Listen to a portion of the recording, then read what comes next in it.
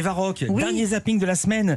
Que faut-il regarder ce week-end? Est-ce qu'il y a un thème qui se dégage des programmes que vous avez retenus? Oui, les terres inconnues et hostiles. Alors je vous en conjure, demain soir, si vous regardez Arte, faites-le sur le plus grand écran que vous ayez à la maison. Mettez le son très fort pour découvrir les métamorphoses du continent blanc, l'Antarctique en l'occurrence. D'ailleurs, est-ce que vous connaissez les espèces qui vivent dans cette zone du globe terrestre? On va essayer un petit blind test. Allons-y. Allez. Un lion. Ça ressemble à quoi? À la saxo Un qui lion s'embourbe. Bah ouais, c'est un lion. Non, Un un lion. saxo qui s'embourbe, mais aussi un lion de mer, exactement, Bertrand. Animal peu commode, hein, massif, très massif. Allez, autre animal qui peuple par milliers ces terres. Un oiseau, Oui, exactement. Alors quel Lequel? type d'oiseau? Une poule d'eau. pingouin, manchot. Ouais, manchot, exactement, Philippe. Hein, mais vous J'avais êtes une trop chance sur fort, deux, des j'avais une chance sur manchots. deux. Il y a 18 espèces de manchots qui existent sur cette planète, sur ce continent. Alors attention, vos enfants risquent de craquer pour un de ces oiseaux, justement. Ils vont rêver d'en avoir un comme animal de compagnie, donc attention. C'est le chat qui va aimer. Oui, le chat qui va adorer, exactement. Dernière créature.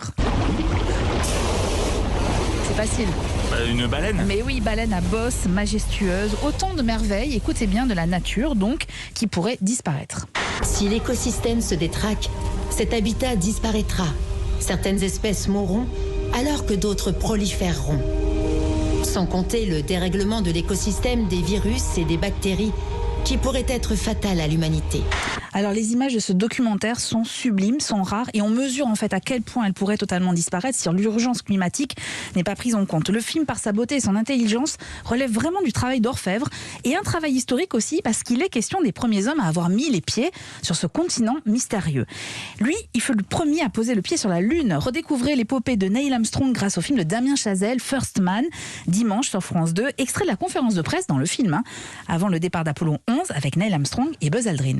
Quel effet ça vous fait quand vous vous dites tout d'un coup, dis donc, si le vol réussit, Nous ne prévoyons rien d'autre qu'une réussite sur ce vol. je voulais dire, quel effet ça vous fait l'idée d'entrer dans l'histoire?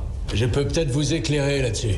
C'est une responsabilité, mais c'est aussi réjouissant d'être le premier là-haut. Même ma femme se réjouit. Elle arrête pas de fourrer. Des bijoux dans mon kit personnel. Vous allez emporter ces bijoux sur la Lune, Buzz? Oui, c'est plutôt sympa de pouvoir donner à sa femme l'occasion de se vanter.